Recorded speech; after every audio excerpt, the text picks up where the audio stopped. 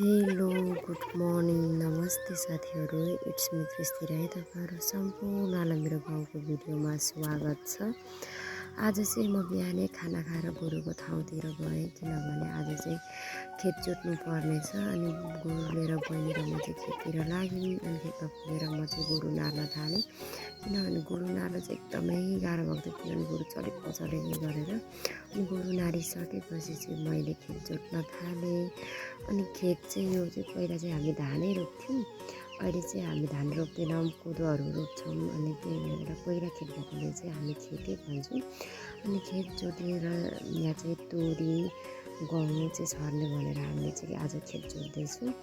अनि मैले चाहिँ यो बारी जोतिसकेपछि चाहिँ मम्मीले चाहिँ बिउ हालिदिनु भयो। अनि बिउ हालिदिइसकेपछि चाहिँ मैले यो बिउलाई पुर्नको लागि चाहिँ डाफु हाल्दै जोतेँ। अनि फाइनली मैले आज चाहिँ खेत पनि जोतिसकेँ।